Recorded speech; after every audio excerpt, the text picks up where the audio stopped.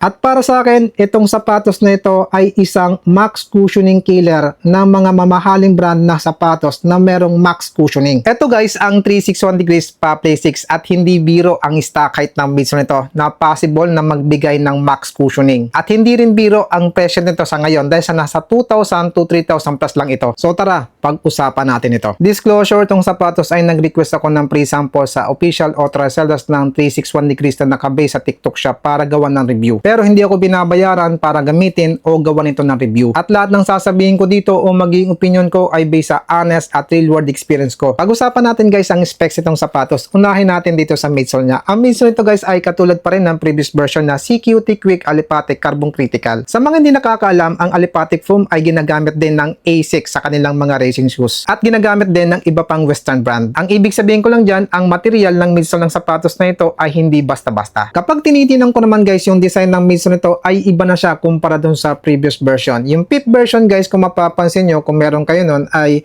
medyo naka-curve yung kanyang sidewall. Itong pang-anim na version naman guys, yung kanyang sidewall, yung kanyang midsole ay medyo nakaumbok. So sa tingin ko, itong mga nakaumbok na ito ay para magbigay ng stability kung sakaling nagkakaroon ka ng side-to-side movement kapag tumatapak sa ground. Nakakatulong din yung mga paumbok na ito sa shock absorption. Ang kapal naman guys ng midsole nito ay mas makapal na siya kumpara dun sa previous version na meron itong kapal dito sa forefoot na 34mm tapos dito naman sa heel ay 40mm. Subukan natin kuha ng estimated na kapal yung kanyang heel dito sa part na to, dito sa pinakantaas at dito sa pinakailalim. Estimated lang ito guys. So nakakuha ko dito ng 59.4 mm. Estimated lang yan guys.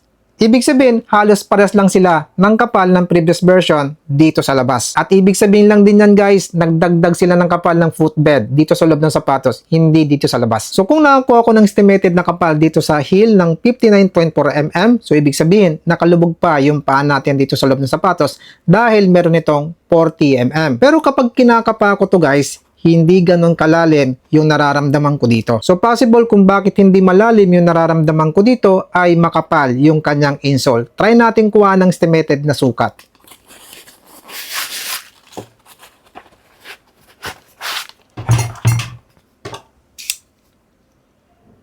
So nakakuha ko dito ng 4.9 mm. Estimated lang yan guys.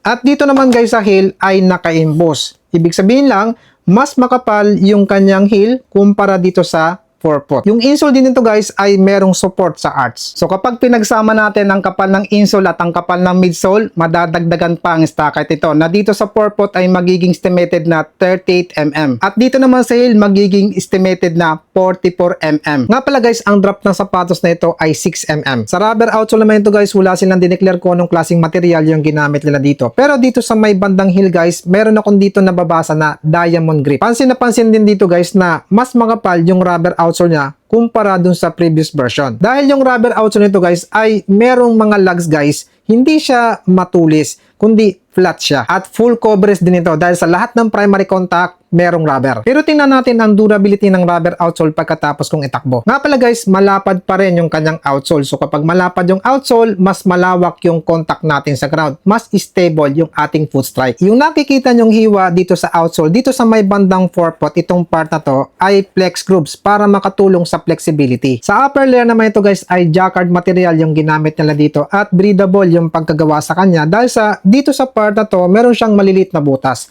Dito rin sa part na to, meron siyang maliliit na butas. At dito sa toe box, meron siyang medyo malalaking butas. Para madaling pumasok ang hangin at sisingaw yung init dito sa loob ng sapatos habang tumatakbo tayo. Nga pala guys, dito sa may bandang toe box, yung medyo malalaking butas na to, meron ditong nakaharang na manipis na tela. Parang fiber, parang hindi naman basta papasok ang buhangin. Dito sa part na to, sa tingin ko ito yung logo niya na manipis na overlay na tumutulong sa structure ng upper layer. Yung tang naman niya guys ay sa tingin ko ito ay engineered mesh. Dito sa part na to, dito sa taas ng tang, meron siyang padding. Yung kanyang color lining, meron din padding at dito sa part na to, makapal yung padding niya. Meron siyang heel pull tab at kung napapansin nyo, itong medyo malapad na to, ito ay reflectorized tapos matigas ito na tumutulong para maging maayos yung structure dito sa heel part. Bukod pa doon, meron siyang TPU plate sa part na to, paikot. Na sa tingin ko kung bakit nilagyan nila ng TPU plate ito ay para makatulong sa stability dahil sa mataas ang stock height niya. Nga pala guys, sa previous version, ang isa sa issue ko doon, yung huling lacing holes ay walang butas. Pero ngayon, dito sa bagong version, yung huling lacing holes niya ay merong butas na. At i-add ko lang din guys, yung kanyang tang ay gasseted. 298 grams sa size 40. Tara, subukan na natin to sa pagtakbo.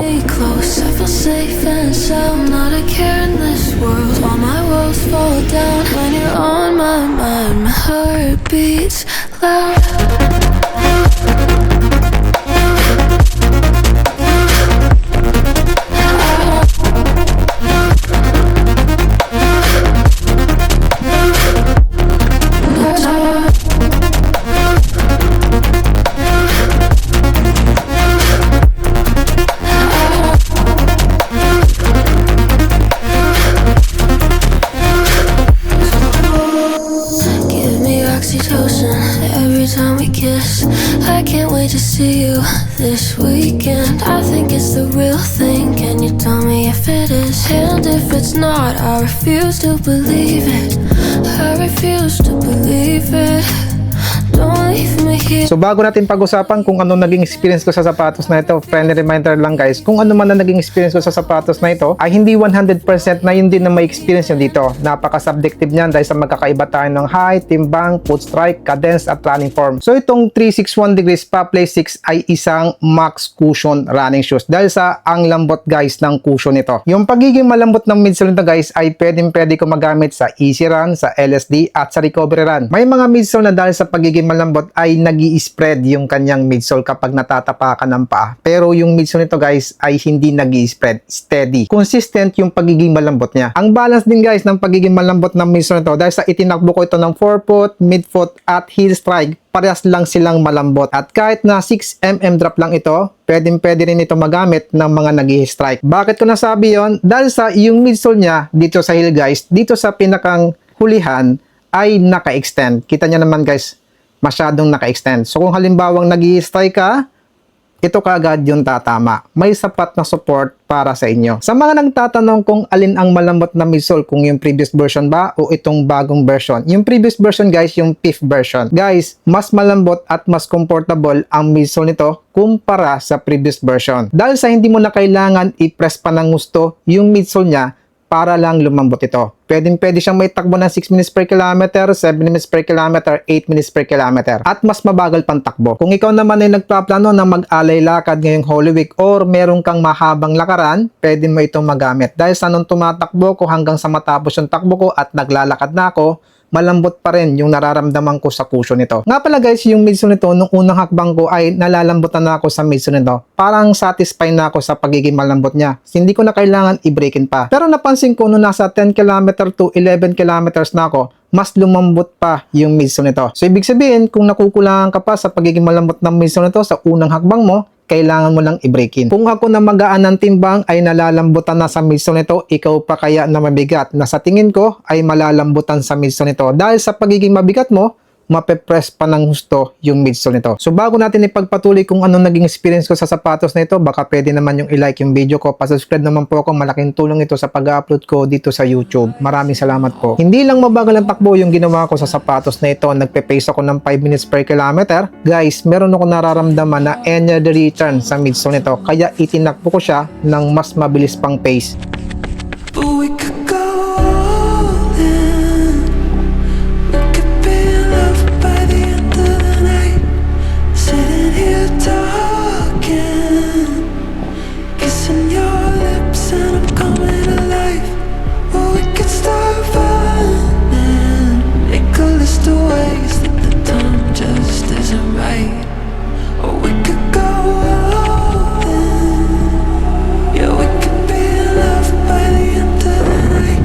By the end. Ang bouncy na nararamdaman ko sa midsole nito at ramdam na ramdam ko yung energy return. Kaso nga lang guys, hindi ko siya pwedeng gamitin sa speed run dahil sa mabigat siya, sa mabilis na pace. Yung naramdaman ko na bounce at energy return sa midsole nito nung tumakbo ko ng bilis ay isang malaking support sa pagiging max cushion ng midsole. Kaya nabanggit ko kanina na hindi nag-spread yung midsole niya sa pagiging malambot. So mataas guys yung stock height ng midsole, pero nagawa nila ito guys ng paraan para maging flexible. Dahil sa nung tumatakbo ko, ang flexible na nararamdaman ko dito sa may bandang forefoot. Try natin i-bend. Dito sa purpod ay flexible siya. Pero dito sa may bandang gitna, hindi siya guys flexible. Sa pagiging stable naman ito, stable yung nararamdaman ko dito. Hindi ako nakakaramdam na nawawalan ako ng balanse habang tumatakbo. Ang nagpapa-stable dito guys ay yung makapit niyang rubber outsole tapos yung malapad na outsole. So kung meron kang stability issue, itong sapatos na ito guys ay pwede nyo magamit dahil sa marami siyang features para sa stability. So naka 16 kilometers ako sa sapatos na ito at yung rubber outsole niya dito sa may bandang part na to ay may konting gasgas. Dito naman sa part na to ay gasgas na. Dito naman sa gitna ay meron siyang konting gasgas. So tingnan natin guys ang durability ng rubber outsole pagkatapos kong itakbo ng 100 kilometers. Yung upper naman ito guys ay bagay na bagay sa kanyang makapal na midsole na pang mahabang takbuhan dahil yung pagkagawa sa upper layer ay para din sa mahabang takbuhan. Dahil sa hindi ako nakakaramdam dito na umiinit yung paa ko dito habang tumatakbo. May padding ang tang at mayroong makapal na padding ang collar lining, isa sa nagbibigay comfortable sa paa ko habang tumatakbo. Nakalak din ng maayos yung paa ko dito sa loob ng sapatos at meron ako nararamdaman dito na support sa arch ko. Pag-usapan naman natin guys ang naging fitting nito sa paa ko. Dito sa toe box ay medyo maluwag yung nararamdaman ko. Dito naman sa gitna at dito sa heel ay tamang-tama lang sa paa ko. So para sa akin itong sapatos na ito ay pwede sa malapad na paa, medyo malapad na paa at normal na lapad na paa. Pagdating naman sa sizing nito, true to size ito sa paa ko. Pag-usapan naman natin guys ang hindi ko nagustuhan sa sapatos na ito. Unang-una, mabigat siya sa mabilis sa takbo. At ang pangalawang hindi ko nagustuhan sa sapatos na ito, yung mga butas dito sa may bandang toe box dahil dito madali siyang papasukan ng tubig. So nandito guys ang Puma Magmax Nitro 2 at itong 361 degrees Elios 2 Plus. Kung i-compare ko yung pagiging malambot ng midsole nito, parehas lang sila na malambot. Parehas lang sila na mayroong max cushion. Pero magkaiba sila ng pakiramdam. Dahil sa itong 361 degrees Paplay 6 ay mas maganda ang response ng midsole nito kumpara dito sa dalawa. Yung ginawa ng 361 degrees dito sa bagong version ng Paplay na gumamit ng aliphatic foam ay magmamarka na bilang competitor ng TPE at TIBA sa max cushioning midsole category. So worth it bang mag-upgrade dito sa bagong version? Maayos ang build ng kanyang upper layer para sa akin. Marami siyang features para sa stability. Max cushion ang midsole nito. Mataas ang stock height. Aliphatic ang material ng midsole nito. Meron siyang full coverage rubber outsole at nasa 2,000 to 3,000 plus ito. Para sa akin, napaka worth it na yan. At para sa akin, itong sapatos na ito ay isang max cushioning killer ng mga mamahaling brand na sapatos na merong max cushioning. Pero depende pa rin yan sa preference mo. So yan lang po muna masabi ko sa sapatos na ito. Kung interested po kayo dito sa sapatos, ilalagay ko po sa description na link kung saan mabibili. Maraming salamat po sa panonood at support. Ingat po kayo at run safe po.